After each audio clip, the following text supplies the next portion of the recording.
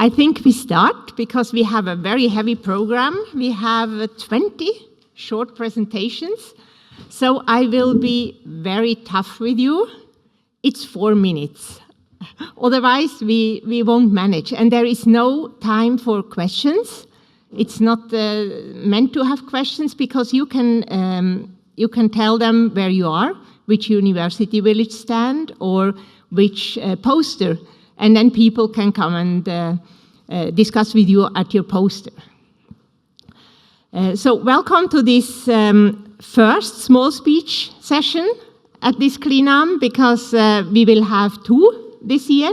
I had so many applications, and it's nice to have so many that want to present something. So I got the second slot tomorrow out in the foyer. So we will have 2 times a lot of presentations. So our first presentation today is Marcia Bedoni from the Danuta Foundation in Milan in Italy, and she will tell you about the Italian experience of nanomedicine from bench to bedside. Okay, thank you. It's very important that you talk into the microphone. Okay. And forward, backward, okay. and pointer. Okay, perfect. Thank you. So good afternoon to everyone. I will talk about the Italian vision regarding nanomedicine. I will give a short overview of the Italian situation.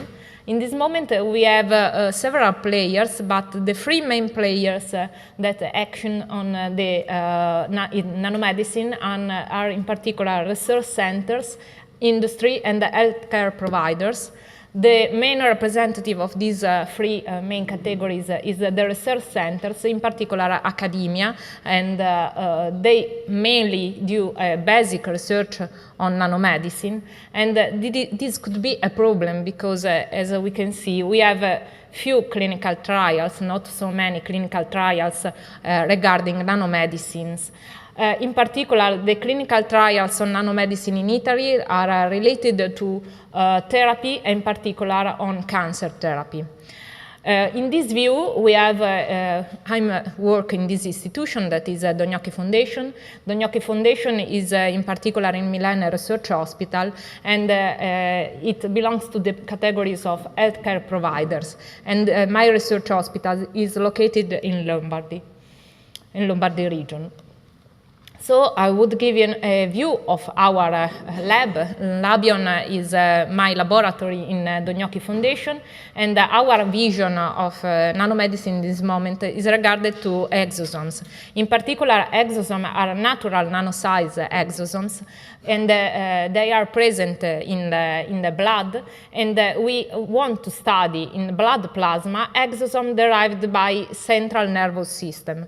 So our idea is our mission in particular is related to precision medicine, and in particular related to neurodegenerative disease, in order to study the treatment efficacy using this exosome as a new biomarker for neurodegenerative disease.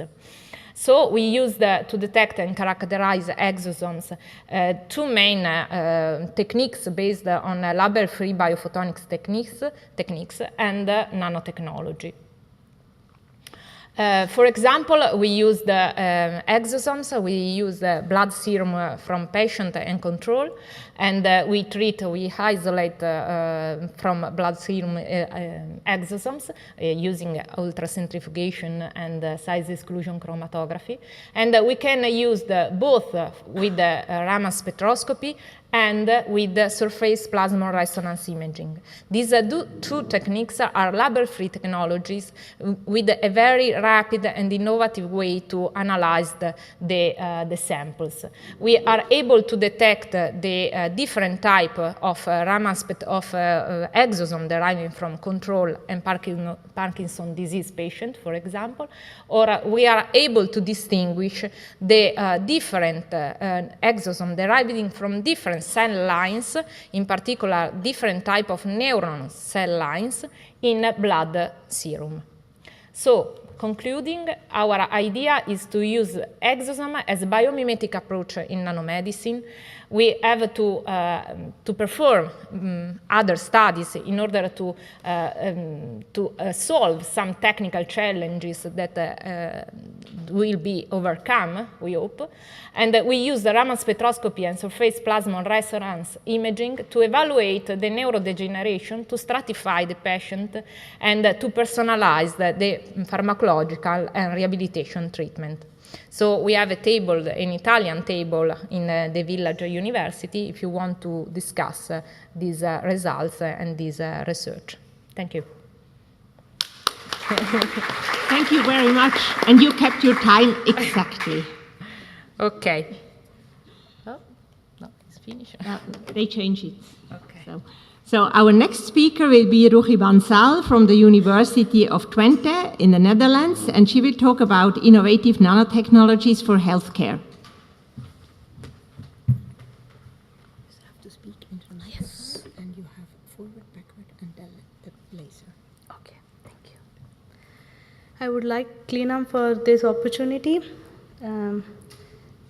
So here I want to, basically first I want to tell what we are doing at University of Twente. It's innovative health technologies for healthcare, or innovative nanotechnologies for healthcare. Although it is pretty small, we have the same poster in the University Village, so you are most welcome to come and discuss in detail. So what is main idea is this: we identify different targets from the patient cohorts, then we design different molecules. For example, we design peptides, and then we use those peptides to design different nanoparticles or nanotherapeutics for cell-specific delivery. And finally, these nanoparticles, they are preclinically or clinically tested, and finally, they are basically for clinical translation. We want them to be applied clinically. So this is in a whole what we do at University of Twente, all complete cycle. Here I want to mention which are the different disease areas we are focusing on: fibrotic diseases, inflammatory diseases, and tumor. We also identify targets using tissue microarrays. We use different inhibitors to treat the disease, and we design novel peptides. Here we have different nanoparticles which we are working at University of Twente: liposome, polymeric nanoparticles, and magnetic nanoparticles. We have different imaging technologies and preclinical models in-house with which we can use imaging technology to identify the localization of these nanoparticles precisely in which of the organs or the cell types. And we have preclinical models to test the efficacy of these nanotherapeutics. Finally, we have also organ-on-a-chip model, which is an ex vivo system, which is in between our preclinical and the translational human patients. And these models, basically, they are more clinically applicable models. So this is my own research I'm focusing here. So I'm working on targeted therapies for the treatment of liver diseases, and now I'm more and more focused on inflammatory liver diseases. The two main cell types I am focused on is fibroblast or myofibroblast and inflammatory macrophages. So these two cell types that can be seen here, they play a very important role in the development of liver diseases. And I have over past years have developed different peptides to deliver drugs to fibroblast, or different nanocarrier system, which is liposomes, to deliver drugs specifically to inflammatory macrophages. And with these technologies, I have shown that we can inhibit liver fibrosis selectively in animal models. Finally, the application of these technologies which I just showed you is quite broad. So we want to treat inflammatory diseases, we want to treat fibrotic diseases. So for inflammatory disease, we have macrophage specific carriers. For fibrotic diseases, we have myofibroblast or fibroblast specific carriers, and we also want to do tumors. So we have different peptides which will only bring drugs or nanocarrier to tumors. So these are the different diseases we aim to treat. And finally, we started a new program which is a nano-re program, and we want to also treat metabolic disorders via metabolic reprogramming in the disease using the specific carriers. And thank you for your attention. Thank you very much. Our next speaker is Nerea Argareta Madariaga from CyberBBN in Spain, and she will talk about a success story of collaboration between different research institutions in the nanomedicine field in Spain. Okay, good afternoon, everybody. I would like to thank the organizers for this opportunity, and I would like to start a little bit explaining what the Biomedical Research Network is. This is a big initiative promoted by the Spanish government and mainly by the Instituto de Salud Carlos III, where 11 thematic areas are working together to under a joint network. So more than 400 groups, clinical and technologically experts, are selected by a national call to be part of the cyber consortium.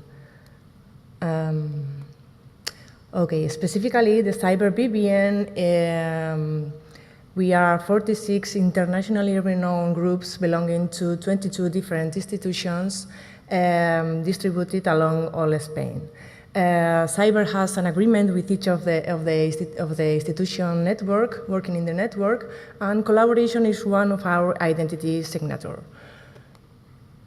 Recently, we have defined our new master plan 2018-2020, where new strategic programs are defined. The new one is the international initiative programs, where the idea is to increase the visibility of the CyberBBN at international level. And then we have a collaborative a collaborative program where we have some calls every 2 years to increase the collaboration among groups and also with other cyber groups.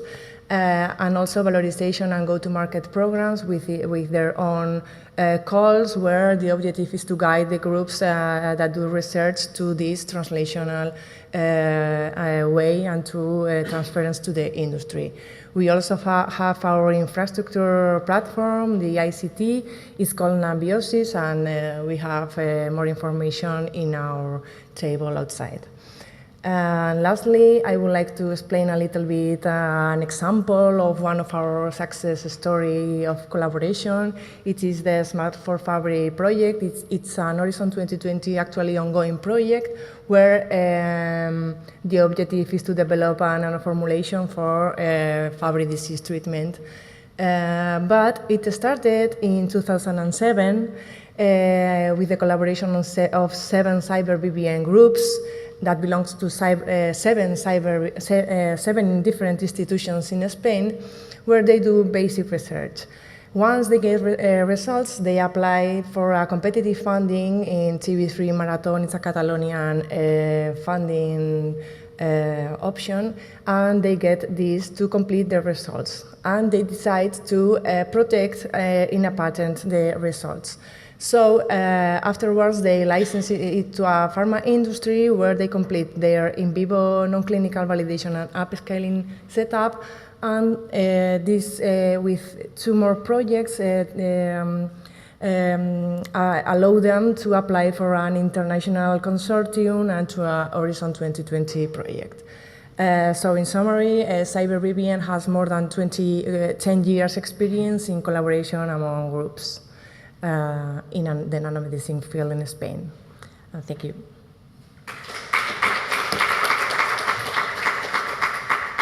Thank you very much. The next speaker is Susana Risch from Bioinspired in Graz in Austria, and she will talk about considering nanosafety in nanomedical applications, potential shortcomings and benefits.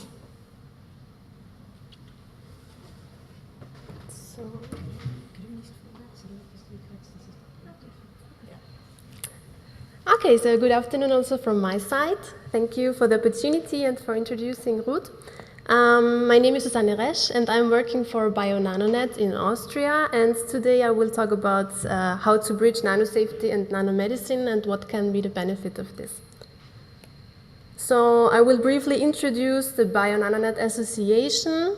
So the company I'm working for is a small non-profit research organization, and the company is coordinating the association. and which is an Austrian network, or at least we started as Austrian network. Now we have more than 45 partners, also international partners, so we are going more and more internationally. And with this network, we try to link the nanotechnology-related experts from different areas to strengthen the multidisciplinary collaboration, and also we do a lot of representing and positioning on international level, because we think that complex topics like nanotechnology or nanomedicine really need that different experts come together and work together. Within the association, we have 3 focus areas, which are nanotoxicology, health safety medicine, and sensor technology. So our core expertise is in nanotoxicology and more nanosafety. Nanomedicine is a side topic, I would say. We are also represented in the European technology platforms ETPN for nanomedicine and in SUSCAM. And we also try to have these technology platforms on a national level in Austria, so we also coordinate these platforms on Austrian level. So now I will briefly talk about bridging nanosafety and nanomedicine. The holistic, overall safety assessment should include the entire life cycle of a nanomaterial, from its synthesis to the disposal, and all potential exposure scenarios. So if we talk about nanomedicine, of course, the consumer should be the patient, or is the patient, and medical applications are very well regulated, and they must be safe, more or less, to the patient, so they will not enter the market if they are not safe. But in nanosafety, we really start from the synthesis, and we also think about what will happen to the material in the disposal and waste management, and what influence can it be for the environment. So if you look at this illustration, which is not from myself, it's from a publication from Bernd Nowak, I forgot to acknowledge it. You see the whole life cycle of the material, and in every step of the life cycle you have potential exposure to the environment, and also to the worker in the workplace, and of course to the consumer or patient. So there are many things to consider, and this is a very broad topic, and we are also in 2 Horizon 2020 projects. One is Bioinspired, and the other one is Smart for February, which was already introduced by Nerea. And so Bioinspired is about biomaterial risk management. It started last November, so November 2017. And it's a very huge project where more than 40 partners try to answer how to address this whole life cycle of the nanomaterial, and which testing strategies you need to maybe predict potential toxic effects already in the design phase of a new material. So what can be potential benefits if you bridge nanosafety and nanomedicine? To develop safest nanomedical applications in a holistic way, safest in the meaning of as safe as possible, because as you know, nothing can be safe in every situation, but at least we try to have it as safe as possible, considering occupational, environmental, and also consumer exposure along the entire life cycle of the material, and also to think ahead and predict possible nanomaterial release to the environment, and also maybe change already the design of materials. And to the shortcomings, of course, it's a very broad topic, so further investigations are needed, especially how the materials can also influence the environment. So I was a bit too long, I'm sorry. I could stop it anyway. Okay, so thank you very much, and I'm at the Austrian University table outside if you have any questions. Thank you. Thank you very much. You may have realized that the first 4 presentations, those were presentations from university tables, typically a little bit different from the ones that we will have now. The last one will be this type again, but all those in between now will be more scientifically, especially from a poster from your own work. So our next speaker is Danuta Chika from Resistel from Basel, Switzerland, and she will talk about nanomotion-based antibiotic susceptibility tests, E. coli and ceftriaxone. Hello, my name is Danuta Chika. I'm the co-founder of the company that I will present today. The name of the company is Resistal, and you probably, maybe you already had a chance to see the stand. We are in the front of the food. I would like to say a few words about the company about the problem that we are addressing, maybe a little bit less about the results and what we can do with this method. The most important message is that we are addressing one of the biggest global health challenges, antibiotic resistance. We have seen in the morning already a few lectures on this topic. And with the cutting-edge technology originating from nanosciences, we are able to provide diagnostic results regarding antibiotic susceptibility very quickly. And this is basically the main message that I would like to pass today. And here on this slide, nowadays in the hospitals, the doctors face really huge challenges choosing right antibiotic therapy for the patient, and this is because of this huge problem with antibiotic resistance, and in fact the diagnostic methods they rely on are very old and very slow. And it takes usually a couple of days to choose the right antibiotic and to have the results of the antibiotic susceptibility test, because the methods depend on the bacterial growth. And although a lot of new technologies are on the market and a lot of progress has been done, still this biggest bottleneck in the diagnostics has not been overcome up to now. And because of that, around 20% of the patients receive initially inappropriate treatment, and in the diseases like bacteremia, for example, this causes the development of the disease to the sepsis and septic shock. And with our method, we are able to overcome this big bottleneck, and we can provide the diagnostic results in minutes or hours, depending on the bacteria. And this is thanks to nanotechnology. We use nanosensors, cantilevers, known in atomic force microscopy, as sensors of motion. And we, instead of growing bacteria, we attach them to the nanomotion sensor. We immerse this sensor in the growth medium, and if cells are alive, they cause vibration of the sensor. And once they are exposed to antibiotic, the metabolic activity of the cells decreases, and this causes also the decrease of the sensor oscillation. And thanks to this method, we are able to provide the antibiotic susceptibility results even in minutes. And here on this last slide, we show the example of our results. This is the same example as on our poster on the stand. And this is example for E. coli and ceftriaxone, but in fact the method is applicable to multiple bacteria, and not only for bacteria, but also we observed similar phenomenon for the mammalian cells, for the plant cells, etc.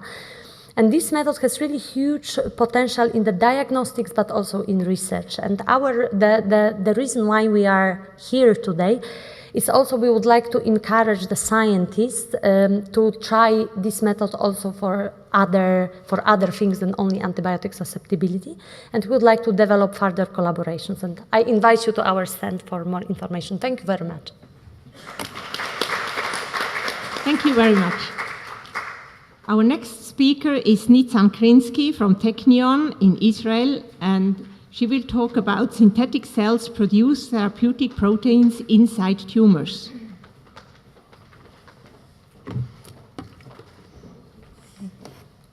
Forward, backward, and this is the laser. Oh, thank you. These days, we are all understand that each patient is a unique patient, and we can produce the same drugs and administer the same drugs to different individuals. So we want to propose another approach. Can we produce drugs inside the patient's body? And can we produce drugs that will match specifically to the patient's needs? Our idea, if I was able, okay. Our idea is to develop miniature artificial factories that will have the ability to produce drugs inside the patient body, in the disease site. Instead of delivering the pre-synthesized drug, producing the drug inside the disease site will enable increased efficacy and reduce side effects to healthy tissues. These synthetic cells are actually liposomes that have the ability to produce therapeutic proteins from a DNA template. Inside of these synthetic cells, the DNA is being transcribed into an RNA molecule. Then the RNA is being translated into an active protein. And we can produce different kinds of protein only by adjusting the DNA template. First, we wanted to characterize our synthetic cells. And here you can see a synthetic cell with a GFP encoding DNA template. As we monitor the particle, more and more green fluorescence was obtained, meaning more and more protein is being produced inside of this particle. So it's actually like a small factory producing protein. Next, we wanted to evaluate the therapeutic activity of the system. So this time, instead of including a GFP encoding DNA template inside of the synthetic cell, we included exotoxin encoding DNA template. This exotoxin is a highly potent protein, which has been widely investigated as a cancer therapy, since it induces apoptosis on cancer cells. And when applying these synthetic cells on triple-negative breast cancer cell culture, cell death was clearly observed comparing to the negative control. The next step was to evaluate the activity of the system in vivo inside of a tumor tissue. So we use a DNA template that encodes to a diagnostic protein into luciferase, and we injected these synthetic cells into biopsy mice bearing triple-negative breast cancer tumor in their memory fat pad. And we monitored the luminescent signal, and we can see here after 20 minutes that the luminescent signal was being observed inside of the tumor tissue. Finally, we wanted to evaluate the therapeutic activity of the system in vivo inside of a tumor tissue. So we used the same biopsy mice model with the triple-negative breast cancer cell tumor, and the synthetic cells that are able to encode into the exotoxin, and we injected them. And we monitored the apoptotic process that has been occurred in the tumor by monitoring the caspase-3 levels, marked here in orange, which is a pro-apoptotic marker. And we can see that in the treatment, in the tumor that was treated, high levels of caspase-3 have been observed, meaning we were able to produce therapeutic protein inside of a therapeutic relevant tissue, inside of a tumor. And our vision is that these synthetic cells will be injected into the patient's body, circulated in the bloodstream, and only once they will reach their target, here, for example, is the tumor in the lungs, the protein production will start in situ. And I hope this can enable personalized medicine only by adjusting the DNA template. I want to thank you for your attention, and CLINAM and Professor Schmidt for this opportunity. Thank you. Thank you very much. Our next speaker is Thomas Einfald from the University of Basel in Switzerland, and he will talk about bioinspired molecular factories as artificial cell mimics.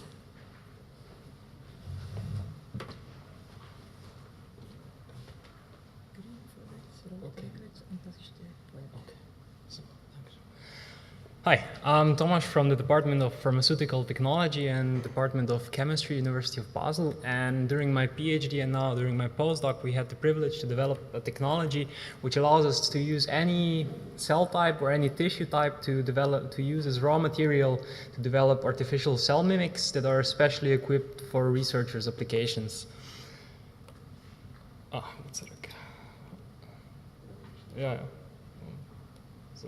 So essentially, the basics of this technology is that we take tissue or cells, it works on literally any eukaryotic cell. We equip these with either polymers, proteins, DNA, RNA, SI RNA, and then we induce this vesiculation process, and during this process transfer all of the cellular material, so the cytoplasm and the cytosol, into these microspheres that can be used as research platforms for either nanoparticle binding, for permeability assays, But we've also showed that we can even use these platforms to make subcompartmentalization, so we can equip them with, let's say, artificial organelles that are either based on polymers or on lipids, and even support a basic metabolic activity. So we can even have enzymatic reactions, for example, hydrogen peroxide detoxification going on with them. And also we've proven that these vesicles are stable in vivo, not only injected into solid tumor or solid tissue, but also under blood flow, and also that the functionality is preserved in vivo. And with this, I'd like to come to the conclusion that we're now developing this technology for commercialization called Artsella, trying to make the complex things simple and the simple things unique.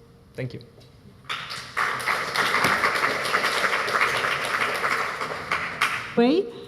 She will talk about sonoporation enhances delivery of nanomedicine for improved cancer treatment.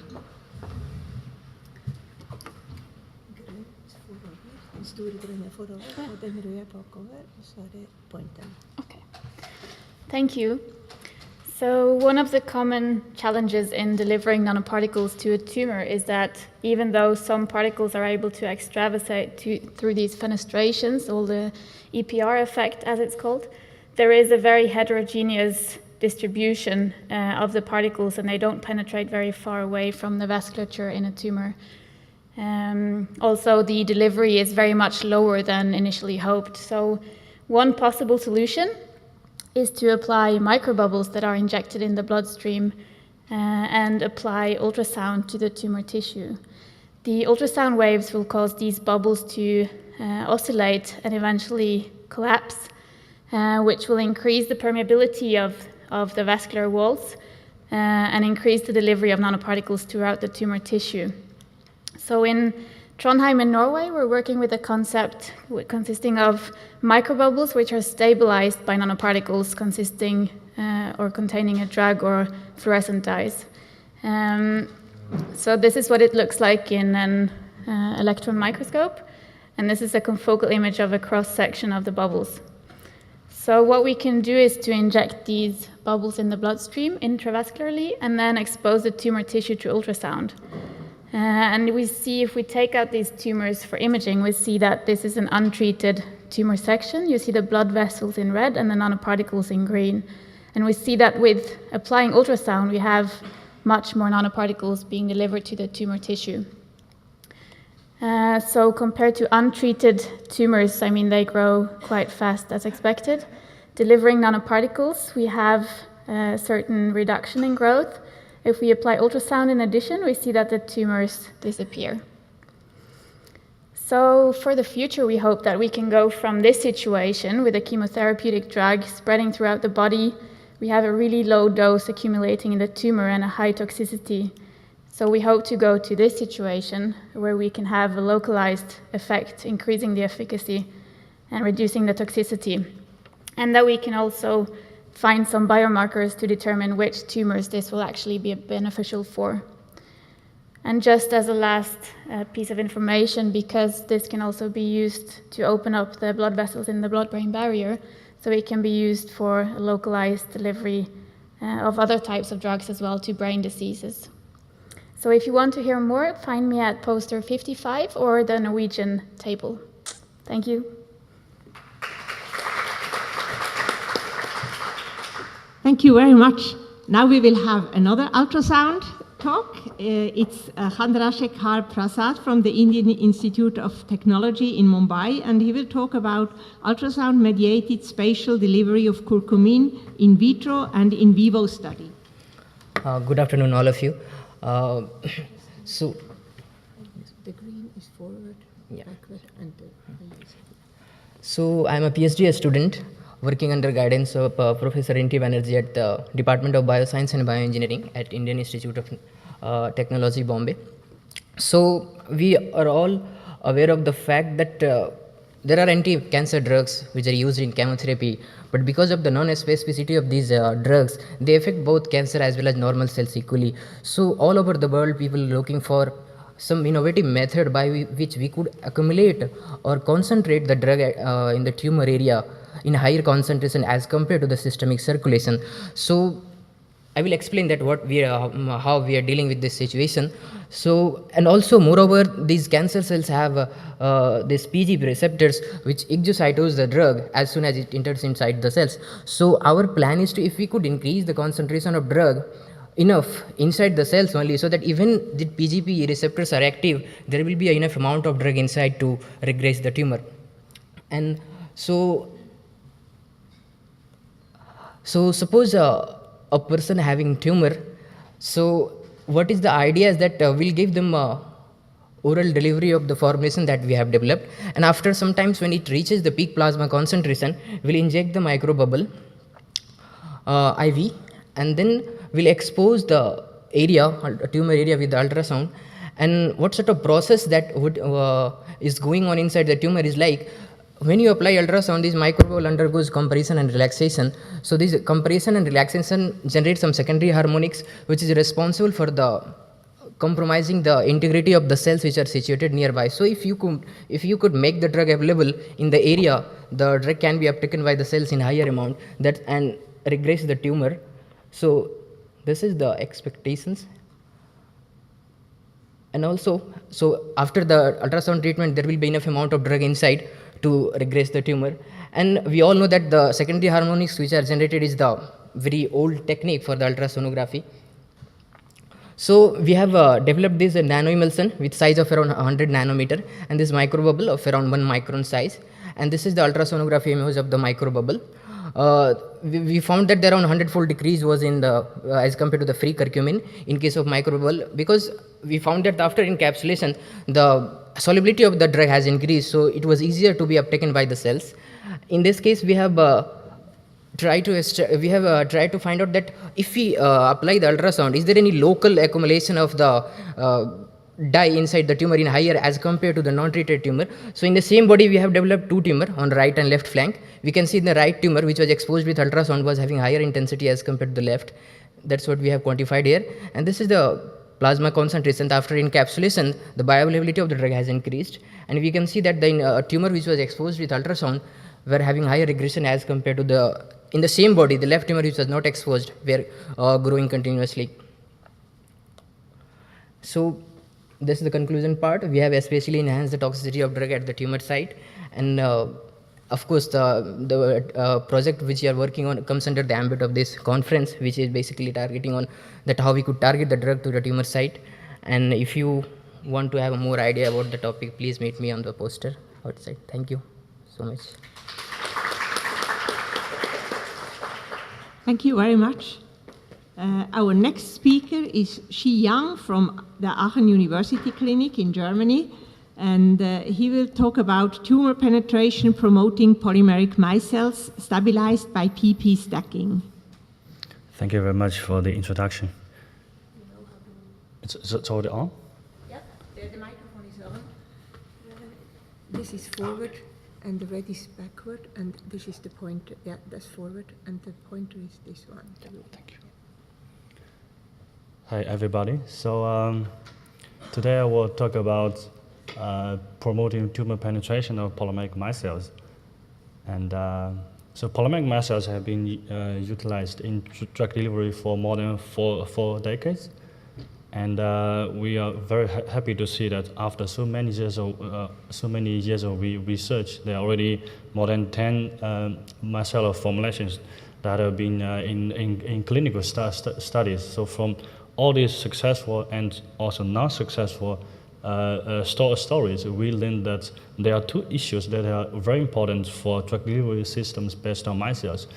So one is that the micelles, they have to be very stable in the blood circulation, otherwise the premature drug release will occur. And the other thing is that even for stable micelles, the other issue is important to have stable drug encapsulation in the micelles, so which means that we should have a very good drug retention in the micelles. So we try to tackle these two issues by introducing pi-pi stacking in polymeric micelles. And we think this is a very versatile approach, because a lot of chemotherapeutic drugs, they are hydrophobic and they also have aromatic groups. So by introducing pipette stacking, we hope to increase the stability of my cells, and also we hope to stably entrap chemotherapeutic drugs in my cells. And after screening a relatively high number of different systems, we were very happy that in the end, the simplest form is actually the best performing system. So we finally select the polymer with the structure you can see here, which has PEG as the hydrophilic block, and PEG is already frequently used in the human body. And the hydrophobic block is based on aromatic groups modified HPME, and HPME has already been tested in clinical trials 2 decades ago. So both blocks of the polymer, they have very good biocompatibility and safety in human. So with this micellar system, we could extensively increase the circulation time of paclitaxel cell, and also we achieved very promising therapeutic results in different tumor models. But we also have to keep in mind that even if we achieve drug accumulation in tumors, it doesn't mean that we have drug into the tumors. So what happens in a lot of studies is that polymeric micelles or nanoparticles in general, even if they can accumulate in tumors, they are only accumulated in close proximity to the blood vessels. But a lot of tumor cells, as you can see there, in deep tissues are not addressed by nanoparticles.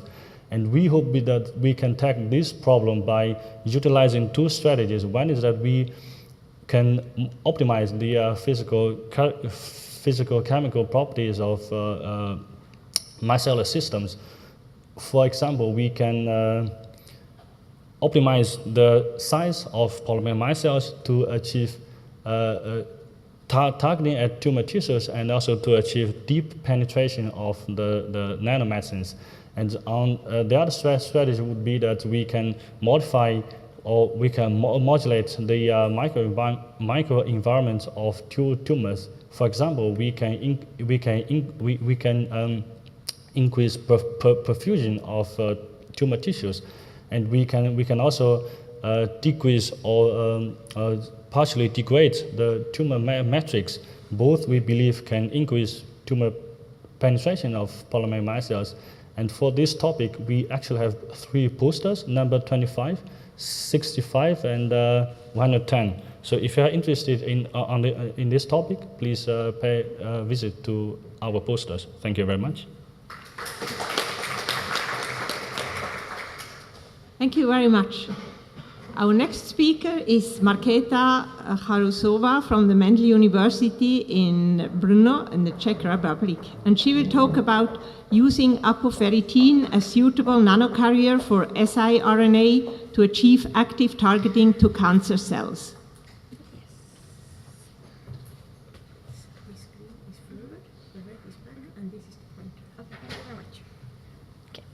Good afternoon. As it was said, my name is Markéta Charusová. I'm from Czech Republic and I'm studying my PhD study at Mendel University. And today I would like to present you my work when I'm using apoferritin as a nanoparticle and nanocarrier for cytotoxic drugs and SI RNA. Apoferritin is a ubiquitous protein with a spherical structure and a hollow cavity inside. It has many qualities that makes him a suitable nanocarrier for different types of molecules like cytotoxic drugs, metal-based complexes, or short interfering RNA. It has size of 12 nanometers, it is biocompatible, it's safe and stable, and also has unique disassemble protocol. It can disassemble at pH 3 and reassemble itself at pH 7. Thanks to this protocol, we are able to encapsulate inside his cavity various types of molecules. We are also able to modify apoferritin surface to achieve active targeting. SI RNA is a short molecule of RNA, and its usage has many positives like gene silencing or low stability. its safety and high specificity, but also some negatives as low stability or low integration efficiency. By encapsulating siRNA inside apoferritin, I hope I can eliminate these negatives. On the picture, on the first picture, you can see active targeting to breast cancer cell lines by modifying apoferritin surface with folic acid. T47D is cancer breast cell lines, and you can see high internalization inside these cells.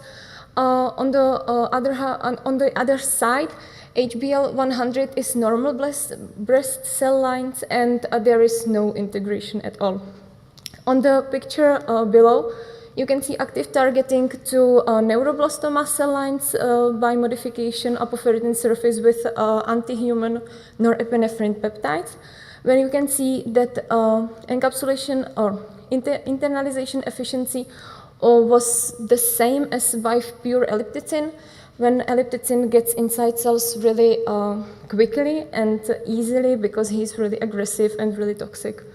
On the last picture, there is internalization of apoferritin encapsulated, of siRNA encapsulated inside apoferritin. We used non-coding fluorescence siRNA, and as you can see, we were successful with this internalization. So we can say that apoferritin is a perspective nanocarrier with high stability. By encapsulating its surface, we are able to achieve active targeting. For the future, I want to combine chemotherapeutic treatment with gene silencing and use apoferritin as a nanocarrier. Therefore, I hope I will be able to increase efficiency in cancer treatment and lower negative side effects of chemotherapeutic treatment. I will thank you all for your attention. Thank you very much. Our next speaker is Mohamed Taleb from the National Center for Nanoscience and Technology of China in Beijing, and he will talk about normalization of tumor blood vessels by delivery of dopamine using pH-sensitive nanoparticles.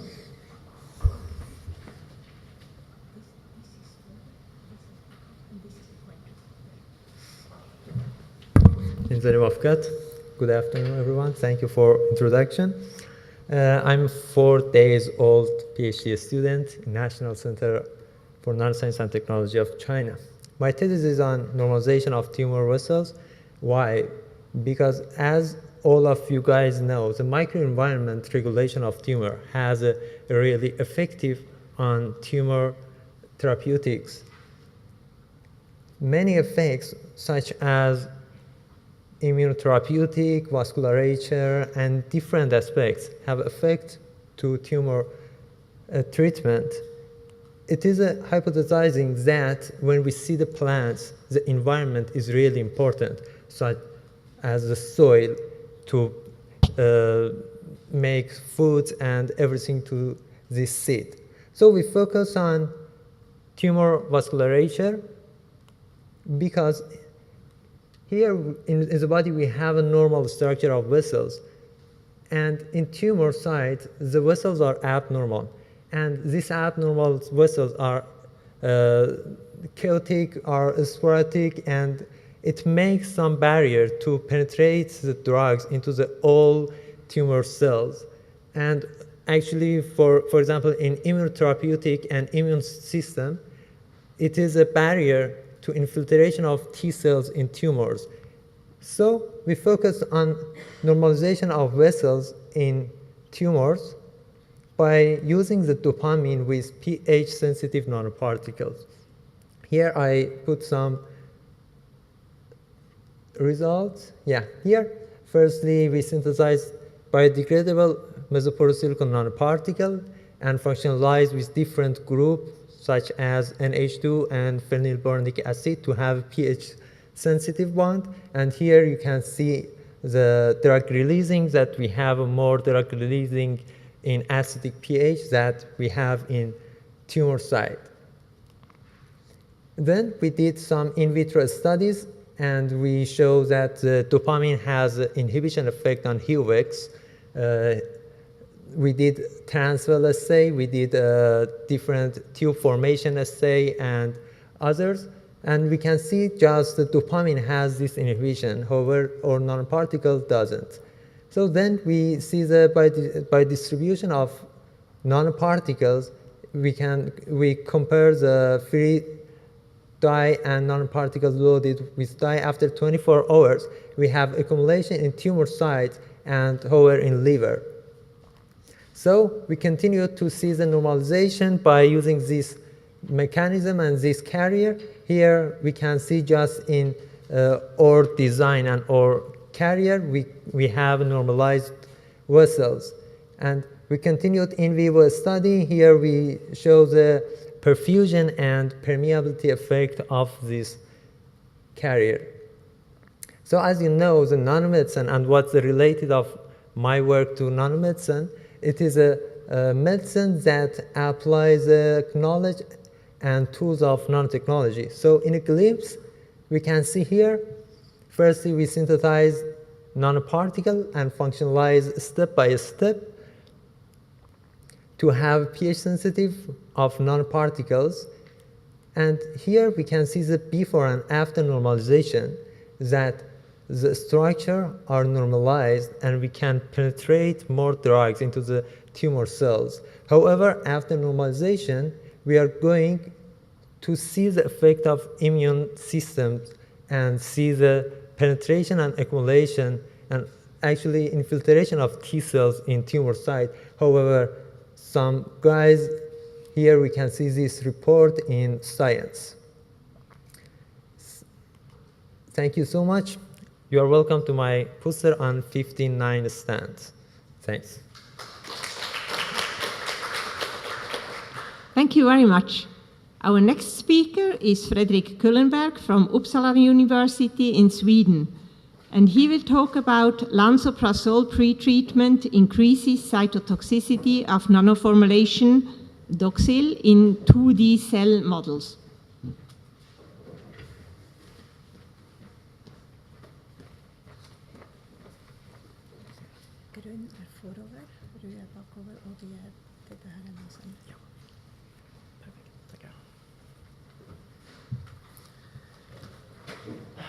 So, good afternoon. My name is Fredrik Kullenberg, and I'm a first-year PhD student at the Department of Pharmacy at Uppsala University, where I work in Professor Lendernes, which is this guy over there, in his group, biopharmaceutics group. And this group has lately focused on researching chemotherapeutic formulations for the treatment of primary liver cancer, using both in vitro, in vivo, and in silico models. And the study that I'm presenting now is also presented as a poster on place 29. So if you have any questions, please come to the poster and ask me for further details. So it has been shown that there is some kind of synergistic effect when co-administering a proton pump inhibitor with doxorubicin. Encouraging results have been seen both in vitro and in vivo, and there are even 2 successful pilot studies, one in metastatic breast cancer patients and one in advanced tumors with no standard treatment options. A proton pump inhibitor works by, well, inhibiting proton pumps, and this increases the extracellular and endosomal pH while lowering the pH in the cytosol. The current theory is that increasing the endosomal pH reduces the endosomal sequestration, which is this process right here, of the slightly basic amphiphile doxorubicin, which will result in a higher cytotoxicity. However, little is known about how proton pump inhibitor pretreatment will affect the efficacy of nanoformulations with doxorubicin. This is, of course, of extra interest, as a well-known issue with nanoformulations is that they tend to get stuck in the endosome and then can't access their intercellular targets. So, to find out, we started a cell study on the effects of combining the proton pump inhibitor lansoprazole and Doxil, which, as I'm sure you all know, is a liposomal nanoformulation of doxorubicin. And this was to be compared in 4 different cell lines, but then one of the main risks with cell studies happened. We had large contamination, which occurred during this very warm summer. And I'm not sure how well it can be seen on this picture, but all the white dots here are the contaminants, while the darker outlines in the background are the remains of the cancer cells. This contamination occurred in 3 out of the 4 cell lines, so we couldn't use the results from them. The only cell line that survived was U7, which is a hepatocellular carcinoma cell line. But in this cell line, we could see a clear and highly significant difference in cell viability between the different treatments, with the cells receiving both lansoprazole and Doxil needing less than a tenth of the dose of the Doxil dose to show the same cell inhibition as the one receiving only Doxil. So, what's next? Well, first of all, we need to redo the experiments that cannot be used due to the contamination and thereby finish the study. After that, we plan to study the intracellular deposition and kinetics of both the nanoparticle doxorubicin and its main metabolite doxorubicinol. The experiments will be performed both with and without lansoprazole pretreatment. And finally, we will incorporate these data into the intracellular part, which is this part right here, of our recently developed human and animal physiologically based pharmacokinetic models. And that's all I have to say, so thank you for your attention. Thank you very much. Our next speaker is Linda Elverskirch from the Fraunhofer Institute für Biomedizinische Technik in Germany, and she will talk about a novel fluidic intestine tumor model as a tool to study the ability of nanoparticles to absorb and permeate in a fluidic system. Yeah, thank you for the introduction. Yeah, hello everyone. I'm in the group Preclinical Nanomedicine, and I'm working with nanoparticles. Nanoparticles are widely used in pharmaceutical research, and they are often used as a drug delivery system. So what we do are common characteristics like measurement of the basic data, size, PDE, or also the surface charge. We are analyze the composition of the nanoparticle. It's important to know how much of the substance we need is incorporated. We are also doing imaging techniques like scanning electron microscopy or TEM. And of course, we are doing in vitro studies to test the toxicity and the effectiveness of the nanoparticles. Often nanoparticles have desired properties according to the target site, and what we need is specific preclinical test systems. I developed one of these preclinical test systems. It's called Fluidic Intestine Tumor Model, and here we have as the target site intestine cancer. That means that we have a tumor inside the intestine lumen, and we need nanoparticles with the specific properties. They should permeate and also adsorb to a mucous layer. So what we first did is to develop 2 kinds of different nanoparticle systems. One is a permeating system. It is covered with boronic F127. And another nanoparticle system, which should adsorb to the mucus, is coated with carbopol. And these 2 systems are tested inside the fluidic model, and this fluidic model consists in a fluidic chip. It is made out of PDMS, and the fluidic is transported by a peristaltic pump that we can simulate the movement from fluidics inside the intestine. And I also developed a 3D cell model. It's a tumor spheroid with a mucous layer and also microvilli on the surface. Yeah, with this model, we can make a focused characterization of the nanoparticles. We can study the desired properties, like in this example, mucus adsorption and also mucus permeation. Also, we can have a look at the behavior in a dynamic system. So, are the nanoparticles have a stability in a fluidic system? Do they agglomerate or also deposition of the nanoparticles? And it's possible to change the fluidic inside the system, so we can use, for example, intestine fluid also to look if the nanoparticles are still doing what they should do. And the outlook is also that it's adaptable to other 3D cell models, for example, other tumor models like bile duct, tumors, spheroids, or also to organoids. So with this microfluidic system, we have a helpful tool to study nanoparticles in a fluidic system. And I thank you for your attention, and I'm looking forward to discuss my work with you at poster number 18.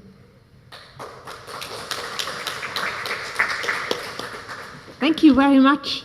And alternating magnetic field controlled drug release with dual model MRI and thermosensitive multifunctional liposomes.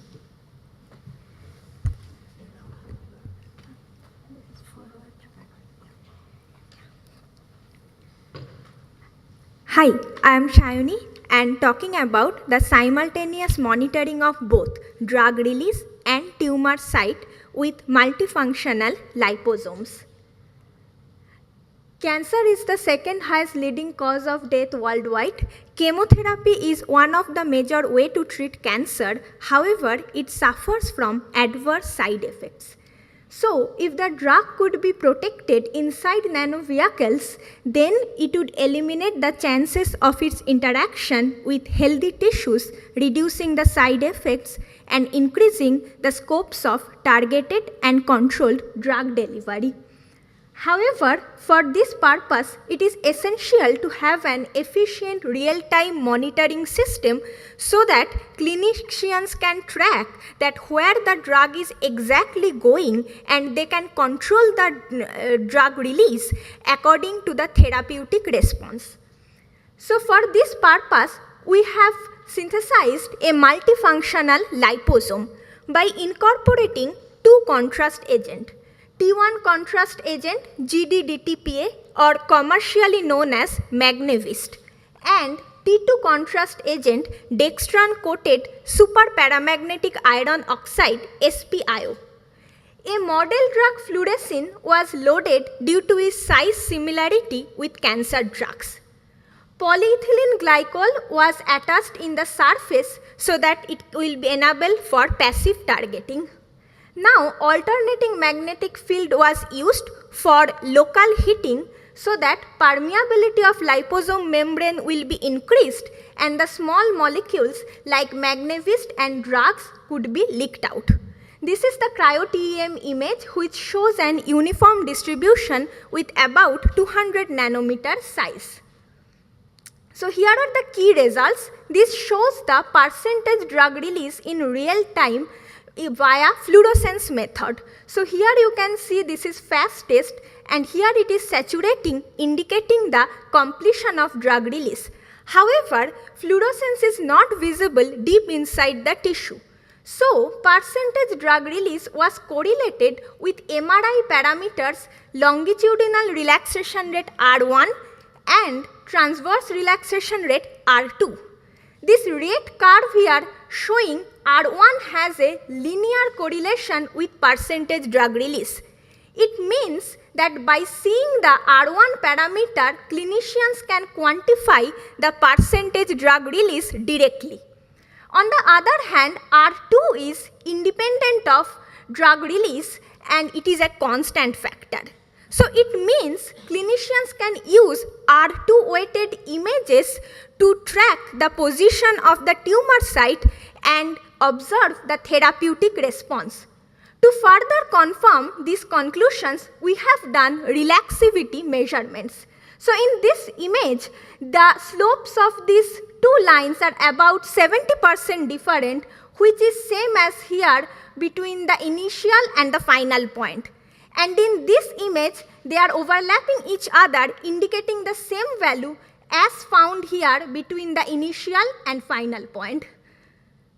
So in conclusion, this approach simultaneously serves three important purposes: control drug release, monitoring the position and the condition of tumor site, and real-time monitoring of the and quantification of drug release. Now, AMF heating is superior than other kinds of heating in terms of penetration and localization. Theoretical simulations was done to validate the result, and it opened up the possibility of the high resolution imaging during AMF pulse. Finally, we have used all clinically approved materials in the experiment, and it could be readily adapted with any existing targeted approach or magnetofuction to improve future theranostics. Thank you very much for your attention, and I would be glad to answer your question and discuss it in further details at my poster number 44. Thank you. Thank you very much. Our next speaker is Lin Yang from the Helmholtz Center in Munich and the Technical University of Munich. And he will talk about novel in vivo and ex vivo imaging tools for deciphering pulmonary delivery and 3D cellular distribution of nanomedicine in intact murine lungs.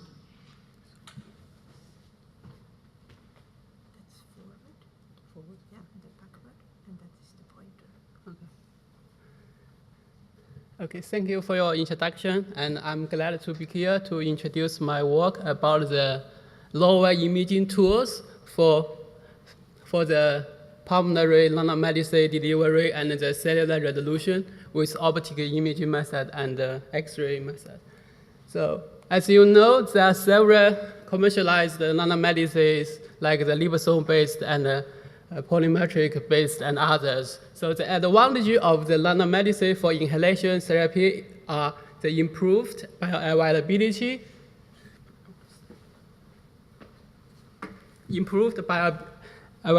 and a lower systemic dose, and can also do the cellular and original specific targeting. And then for the nanomedicine delivery and the biokinetics, as you can see, we basically first use the nebulizer to make the nanomedicine liquid into the aerosol and then deliver to the mice or the human bodies. And then we basically can study the bioactivity and the clearance, the biokinetics, and the transportation to the blood vessels. So what we do here, we basically combine the two imaging methods. First one is the X-ray-based phase contrast imaging, which we can control the nanomedicine liquid delivery to the lung. Basically, you can see in the left lung, right lung, and whole lung delivery. So after that, we can also do the whole lung imaging with the cellular resolution, which is really nice. What we do here is we first clear the lung, make the lung transparent, and then we can image the whole lung or the nanomedicine in the whole lung.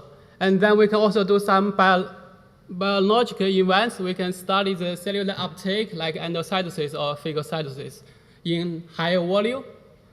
And we can also do the biokinetics of the nanomedicines in the lung. So here is an example where you see the initial distribution of the nanomedicine at 0 hour after application. And then after two weeks, you see the distribution profile was totally changed. This is really very cool to observe. And then I have a movie which I can show you. Okay.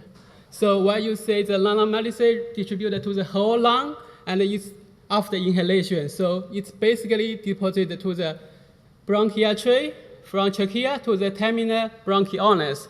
And after 24 hours or a few weeks, a few days, and then the distribution profile will be totally changed. So here is just an example where you can see the whole lung distribution. And we also have other time points and different applications.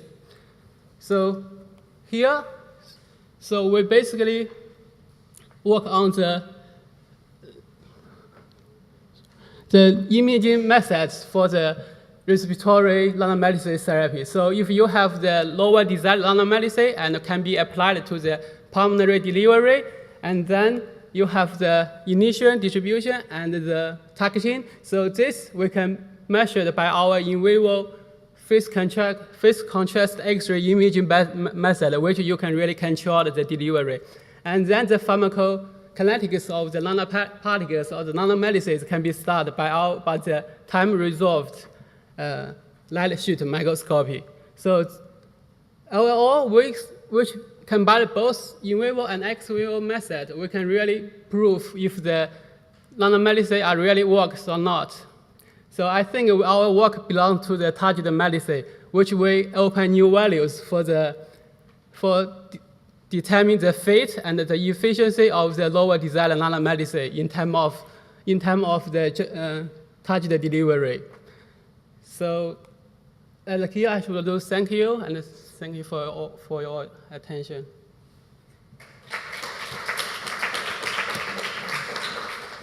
Thank you very much. Our next speaker is Eduard Gattin from the UMF Karol Davila in Bucharest and the Semmelweis University in Budapest.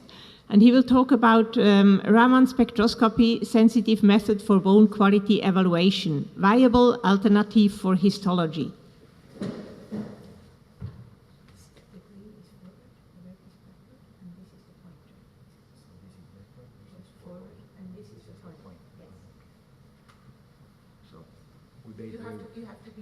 Okay. Yes. Good day, everybody. First of all, I am a physicist, so I'm working with the Raman device. I try to introduce this method for evaluation of quality of the new bone tissue in order to be a more complete investigation than histology. So, in our days is a big problem regarding periodontology and periodontal problems. So if the surgeon can find a solution, he can use augmentation material for bone regeneration tissue, and after some time you need, according to the protocol, you need the evaluation of the tissue. Normally, the period for evaluation is between 6 to 8 months. So you have to decide if the protocol was okay or not, and the results are good or not. So the problem is the correct evaluation of the new bone tissue. The problem is we need a non-invasive method, and my device was modified, the Raman device, in order to be minimum invasive. In this way, I modified the Raman probe in order to use it in vivo. And I made some measurements in vivo, and also I made some samples evaluated by a histologist. But I can make the investigation by Raman in, let's say, 1 minute and 30 seconds, maybe 3 minutes. And if I have all data in the program, I can make the evaluation less than 10 minutes. For histology, you need 1 month and a half, and you need a good histologist to make a correct evaluation. So, I give you here, but it's very difficult to understand. I made some measurements regarding the spectra, and the most important compound, the phosphate compound, is PPI, is the pyrophosphate. This is a very important compound, making the difference between the mature and immature bone. So if you made the identification of this compound according to the percentage, making a lot of data, a lot of measurements for different patients, you can make a correct evaluation of the tissue. And without any histology, if you find the correct value for this compound, you can say that the process is okay. So I make some investigation, and I have a photo over there, is from histology. And I made my comments to the histologist. He was from Kiev before, and he did the same when he got the conclusion. He was doing correctly histomorphometry, because I have to make a correct correlation between the value. The only problem is I have to use at least 10 points to make measurements, just to collect the data. And the processing of data is very quick. So that's what I'm going to do. All I need is more patients, more bone samples, just in order to improve my collection of data, just to make the statistics. So this can be an alternative to histology. The problem is that I'm from outside the circle, I'm from Romania, and it's very difficult to penetrate the circle. Thank you very much.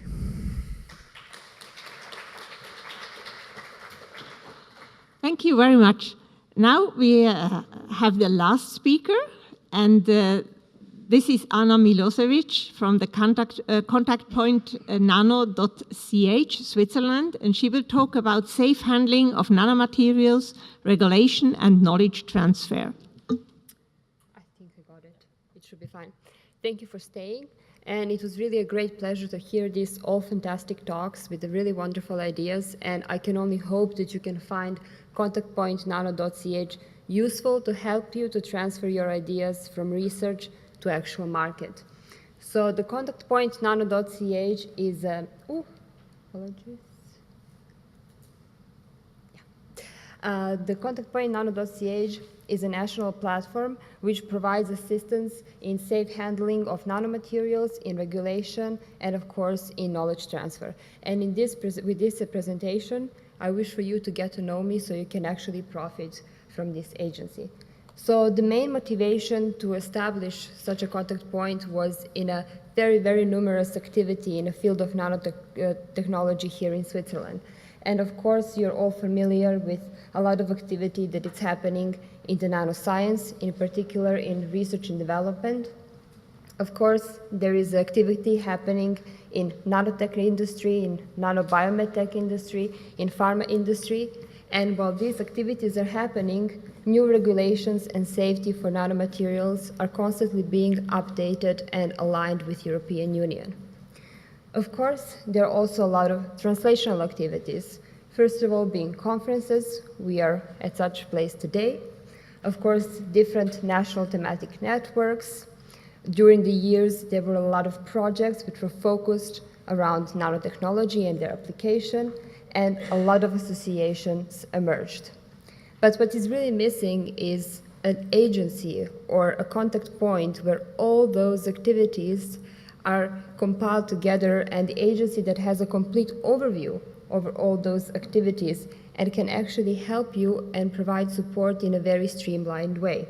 And we do this by relying on the inventory of expert network.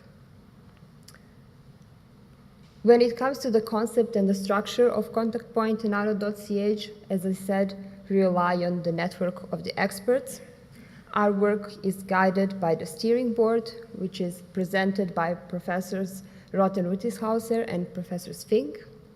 And we aim to address industrial needs, and here I specifically refer to small and medium enterprises and startups in the way that we can triage their requests, we can help them facilitate their requests, and of course participate in education. Our work is not to duplicate the knowledge, so we will not generate the knowledge. We more serve as a librarian of all available knowledge. And we will provide a support through providing information and advice, different services, research and development aid by connecting them with the correct experts, and of course providing training and education. With all this, we are hoping to promote sustainable innovation here in Switzerland.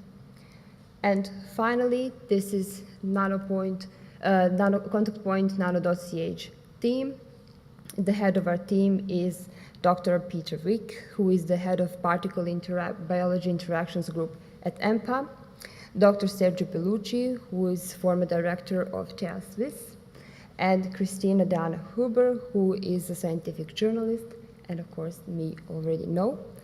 If you have any further information, please visit our website. Also, we have a poster at the place 107. And if you're interested in some point to place your product on the market, please save the date for the contact point nano.ch first workshop, which has a title, Get Ready for the Future, Understanding New Regulations for Nano-Enabled Products, which will happen on the 7th of December at EMPA Dubendorf. Thank you. Thank you very much. And you were all so great that we finish before time. So we have a longer break this time, which is good because we had shorter breaks the whole day up to now. I would like to thank everybody once more. And I hope you now go and visit each other at the posters and ask questions and discuss topics. I have tried to combine some of the topics that were similar in this session. So I hope that you also found somebody that works in the same area or does similar research. So thank you very much. And by this, I close the session.